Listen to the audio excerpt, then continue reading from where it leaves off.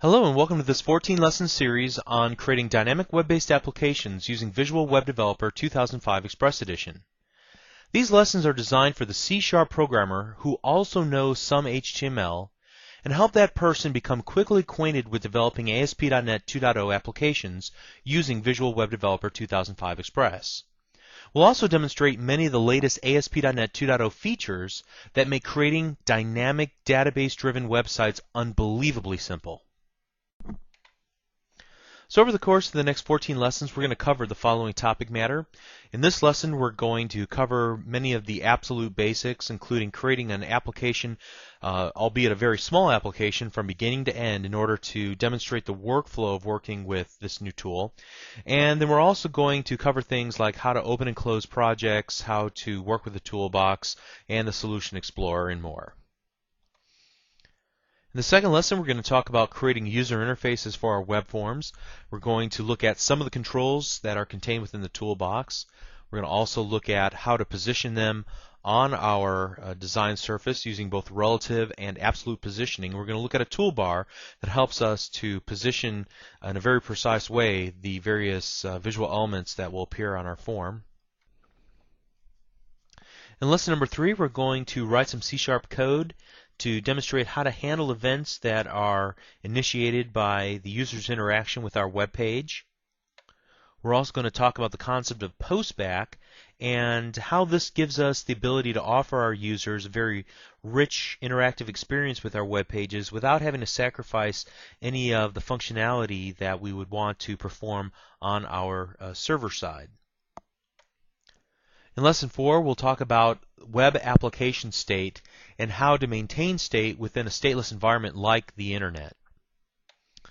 Then in lesson number 5, we're going to talk about the tools that are built into Visual Web Developer 2005 Express Edition that allow us to debug our applications much in the same way as we currently do with Visual C# 2005 Express Edition or with Visual Studio, where we're able to set breakpoints, step through lines of code as it's executing.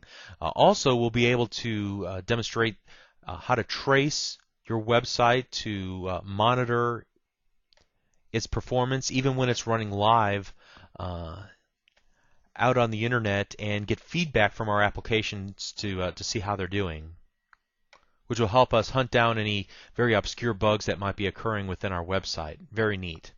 Then in lesson number 6, we're going to talk about the aesthetic side of our applications, working with style sheets, and then also a new concept called master pages.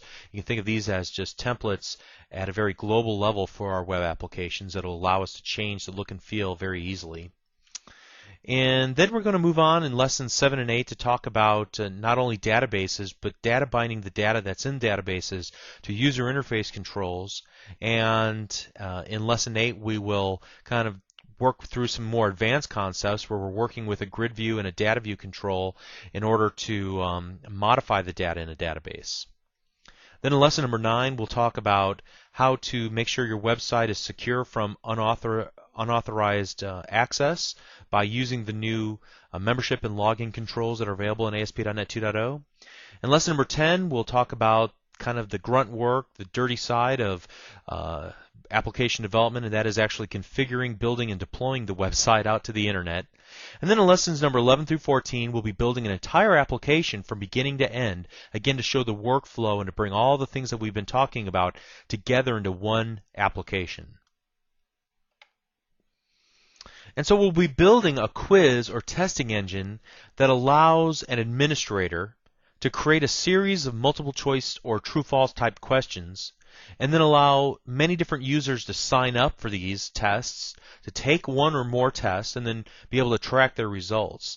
It'll be a pretty straightforward application. It won't be quite as full-featured as several other similar applications that are currently available commercially for sale.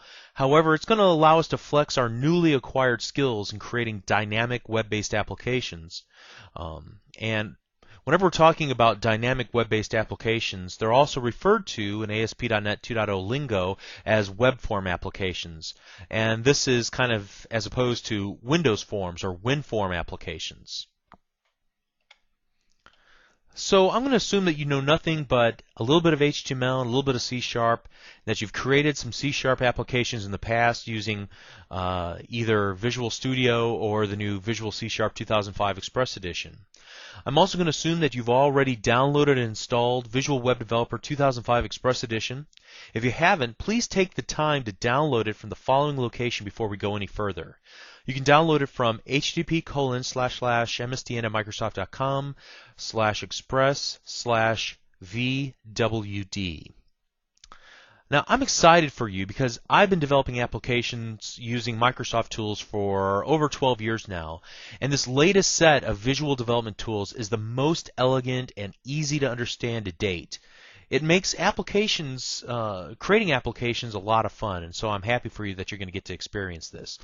So let's go ahead and get started. What I want to do is create an entire website to show you the workflow of creating web applications in Visual Web Developer 2005 Express Edition.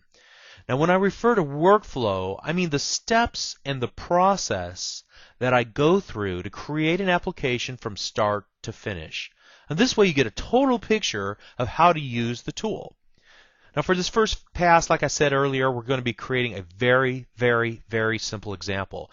So the purpose of this is that we don't get sidetracked by the application itself, but rather we'll focus more on the tools and the process that we go through in order to create the website.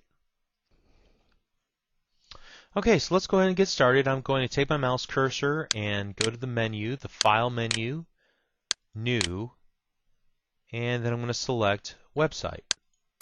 The new website dialog appears. You can see that there are several templates that are installed, and I can also search online for templates. I'm going to make sure just to have ASP.NET Website selected. I'll need to select a location where I want to save my project and my website that I'm working on. So you can see here where it's going to place by default my website files. It's in the Documents and Settings for my current user, who happens to be Bob. In the My Documents folder, there will be a Visual Studio 2005 folder with another subfolder called Websites. And here at the very end, after the last slash, we can delete everything and type in the location where we want to save and the name we want to give to our website. In this case, I'm going to call it Hello World.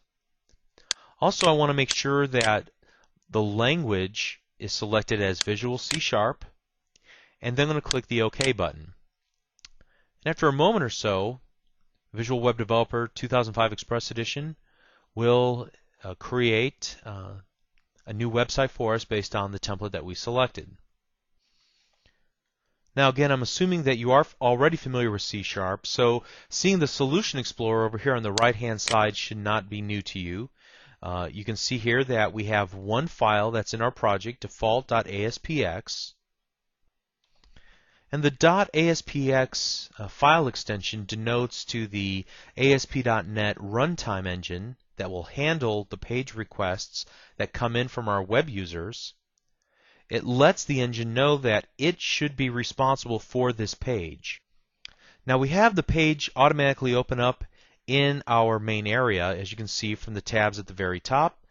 And what we have in line 1 is something that doesn't look anything like HTML, but everything after line 1 looks pretty much like what we would expect to see in an HTML document. You have a head, a body, and you have our HTML tag that encompasses both of those. Additionally, we have a form tag and a closing form tag, and so on. Also, take note that we're currently looking at the source view for our web page, the HTML view of our web page. We see a little icon down here that's selected that says Source View. But we also, if we were to select this little design icon next to it, we get a design view. So if you've ever worked in a tool like Front Page, for example, you have a WYSIWYG, or what you see is what you get, designer surface where you can drag and drop visual elements onto the designer and work with a more graphical view of our web page, or we can move over to the source and look at the underlying HTML code that comprises that page. Okay, so what we'll want to do at this point now is drag and drop a label onto our designer surface, and I'm going to drag a button to the designer surface, and I'm going to use my mouse cursor to go between the button and the label, and then just hit the Enter key on the keyboard to create a little bit of a separation here. Now this is where we begin to separate ourselves from just building another HTML page. I'm going to double click on the button, and when I do that, notice that I am now looking at a C# page of code that looks very similar to the code behind for the Windows Forms applications that we've been working with up to this point. And also notice that we get some event handler code that looks very similar to if this were just a button on a regular Windows Forms application. I get protected void button one click, and I even get like object sender and event argxe passed in. So what we have is a very full-featured environment where I'm able to provide our user a web page written entirely in HTML, but work then behind the scenes whenever somebody clicks a button or interacts with the web page in some other way. I'm able to write C# code that will handle those events. And notice that this is stored in a different file, default.aspx.cs. We can look over here in our Solution Explorer and notice that we have the default.aspx, and then you can see the hierarchy underneath default.aspx, almost as if this file were to support our web page. We have the default.aspx.cs file that we're currently looking at in the main area. So I could do something like this. I've got a label 1, and you can see I get the full benefit of IntelliSense just like I do whenever I'm working with Visual Studio or Visual C# 2005 Express Edition. So when I use the dot notation, I can still see all the properties and methods that belong to a given control. In this case, I'm going to set the text property, again, similar to the label control within a Windows Form application. I'm going to set this equal to hello world. And again, I'm writing C# code in order to do this. So here's what will happen whenever somebody clicks a button on our form. Hello World will be displayed in our label. Let's go ahead and test our application to make sure that this actually works, and then we'll come back and notice some things about our application. Now we get this little message the first time we run each and every project that we create within Visual Web Developer, and that is it asks, would you like to enable debugging for this web application? If we do so, then we're going to create an entry in a configuration file called the web.config, and I'll come back to this what the web.config file actually is in another lesson a little bit later down the line. For right now, let's just use the default and select OK. And notice when I do that there is a little message that pops open from the Windows XP taskbar that informs me that we have an ASP.NET development server running at this location. And notice that it's localhost :1037/hello world. We can even see this now in our web browser. So what is the purpose of this little development server? Well, if you're not already running another web server on your desktop, say for example, you're not running Internet Information Services on your Windows XP or Windows 2003 desktop, then Visual Web Developer 2005 Express Edition supplies its own little mini testing web server that will work for the purpose of just development. Now in some organizations they won't let you put IIS on, or maybe you're running Windows Home Edition, Windows XP Home Edition, so it's not you're not even able to run a web server on your local machine. And in that case, then you've got this neat little utility that allows you to still develop applications on that platform.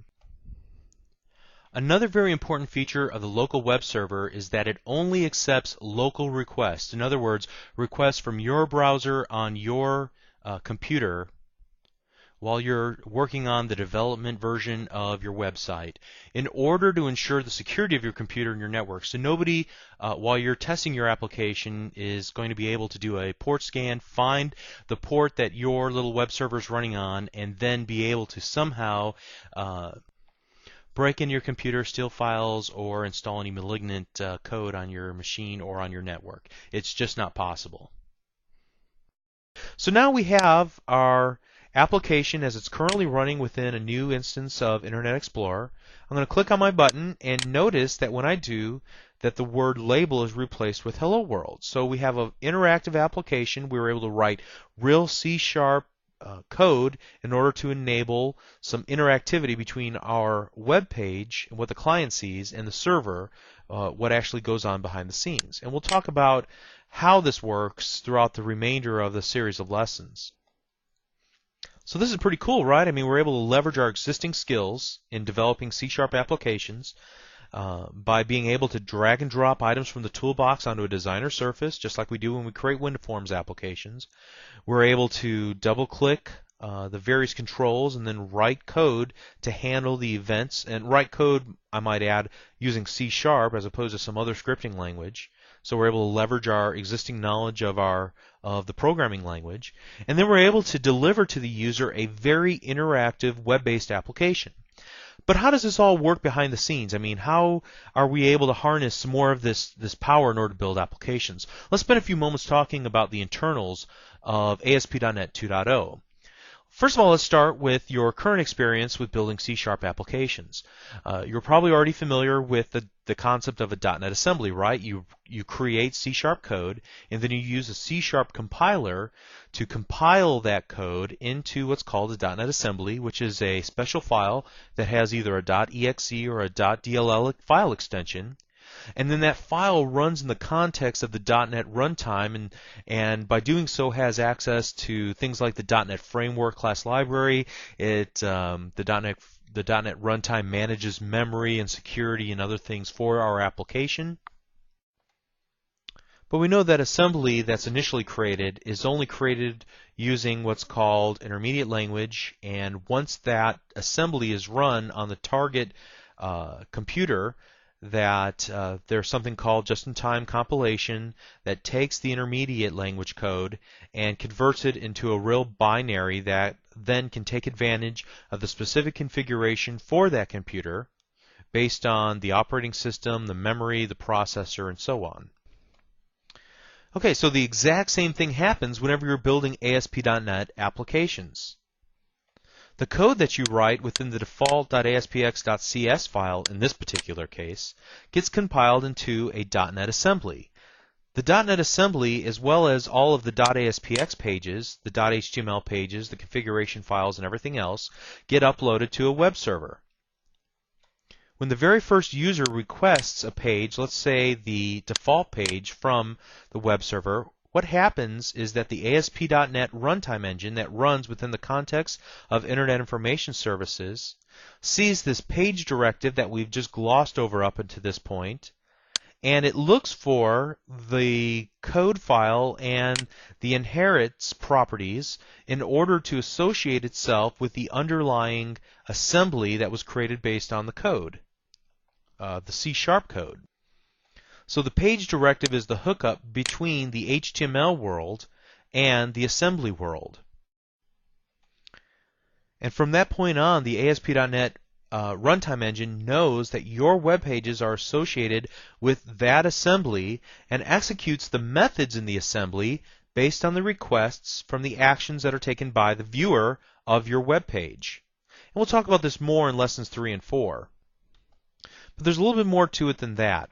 There's some other actions that take place as well. Notice that whenever we dragged and dropped a label and a button from our toolbox onto our designer surface, that it created two entries for us here within the source code.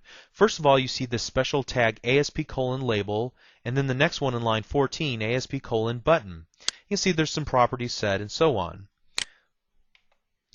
The ASP.NET runtime engine dynamically creates a version of your web page by stripping out any special tags that were inserted while dragging and dropping controls from the toolbox on your form, just like the ones we see here in lines 12 and 14. The neat thing is that this dynamically created page is created different based on the user's web browser and functionality, or whichever version of HTML and JavaScript that that particular web browser supports. It combines that with whatever output results from the code that you write in C#. And that again is referred to as the code behind. So then it finally delivers this dynamic version of the web page with all the changes made to it, both from your code and from the ASP.NET runtime engine, back to the user's web browser that originally requested it. So let's go ahead and run the application again and take a look at the source code for this page. I'm going to right-click anywhere and select View Source Code. And notice that it turns our label control to a span tag, and then it changed our ASP:\button tag to an input type submit name button. So it turns into real HTML. There's also some other neat things, and we were only looking at a very simple example here. There's also a concept of view state, and we'll be looking at that, I believe, in lesson 3 or 4. And there might be some additional JavaScript that's inserted into this web page based on what type of functionality is enabled within our application. Now, I've really oversimplified this quite a bit since we're just getting started, and truth be told, we really don't need to know how it all works internally. After all, we are just getting started, but I thought you might find it helpful to know that there are a lot of things going on behind the scenes that support your application development efforts. ASP.NET 2.0 takes care of a lot of the dirty work, so you don't have to worry about it. That's what makes it a logical choice for a web development platform. So much is taken care of for you that you can just focus on the task at hand, which is to develop the logic specific to your web application, and then just leave the heavy lifting to Microsoft. Okay, so let's do this. Let's go ahead and save our application. And then what I want to do is shut down Visual Web Developer and show you where this is actually saved on our hard drive. I'm going to open up the Windows Explorer and navigate to My Documents, Visual Studio 2005, Websites, and you can see here we have the files for Hello World in a subfolder. Notice that we see our default.aspx page, our default.aspx.cs page, and then also our web.config, which we've talked about just briefly but haven't explained a whole lot about up to this point. But here's where our files are saved whenever we save them by default as we're creating our application. There's also some additional files that are saved within projects. You can see here in the Hello World folder under projects within Visual Studio 2005, there's a .sln file and a .suo file. Again, these are used to manage the files that are available within our website. So this is used from Visual Web Developer's perspective and will not be uploaded whenever we go to deploy our application to an actual web server. Let's go ahead and shut this down. I'm going to start Visual Web Developer up again, and now let's open up our project that we've been working on. I can do this in one of several ways. First of all, you'll notice that it's listed here within the recent projects.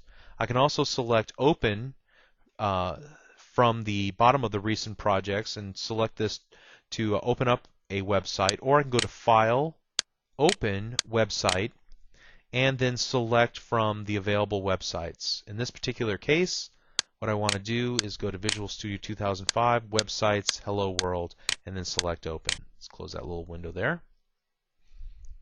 And we're back to our Hello World app. Okay, so let's continue on and talk about adding more pages to our website. And the way that we can do this is either to select the Add item from our standard toolbar, or I can right-click our little project within the Solution Explorer, and we can select Add New Item. And here you can see a list of maybe a dozen, 2 dozen items that can be added to our project, including HTML pages, style sheets, XML files, databases, schemas, web services, classes, text files, data sets, and a lot more. We'll probably talk about a third or a half of these over the course of the next 13 lessons in this series. For right now, what I want to do is select another web form. I'm going to rename the web form to secondpage.aspx. I'm going to make sure that the language is selected as Visual C#. And here I'm going to either check or uncheck place code in a separate file.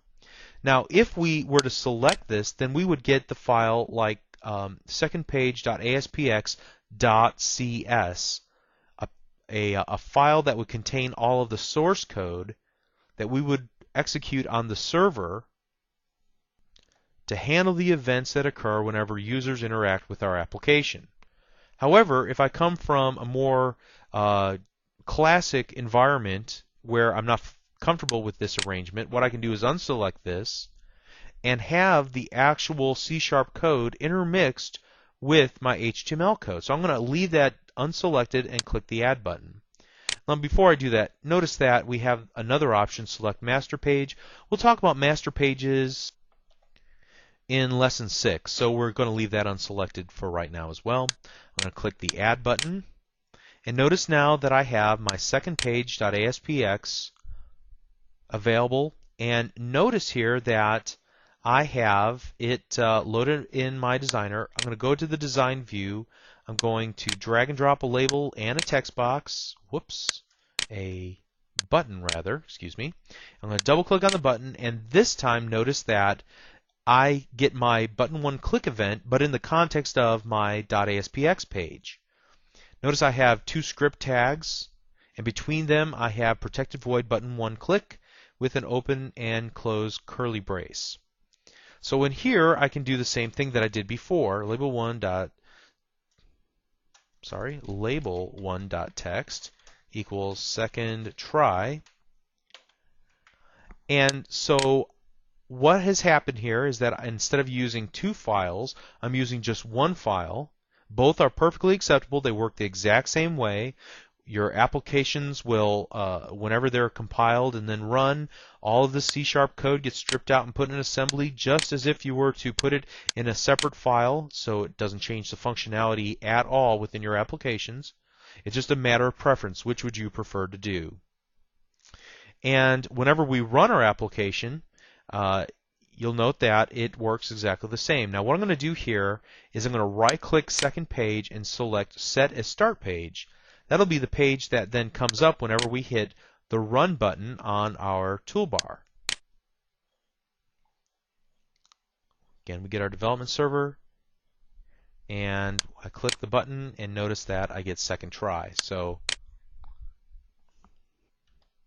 now that I've shown that we can add it, I can also right-click in the Solution Explorer and select Rename to rename the file, delete, or I can also cut and copy the file or whatever else I would like to do with it.